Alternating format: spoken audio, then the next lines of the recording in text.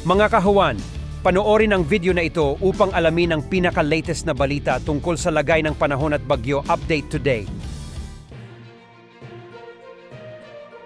Uulanin na po ang malaking bahagi ng Southern Luzon ngayong araw dahil po yan sa shear line o yung linya kung saan nagtatagpo po ang malamig na northeast monsoon at ang mainit na easterlies. So dito sa shear line, asahan po yung kalat-kalat na ulan and thunderstorms na maaaring magdulot ng mga pagbaha o pagpupa.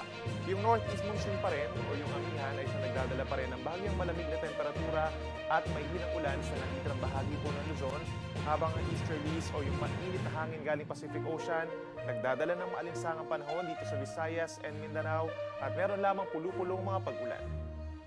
Samantala, hanggang sa matapos ang linggong ito, wala naman tayong inaasahang bagyo na papasok ng ating Philippine Area of Responsibility.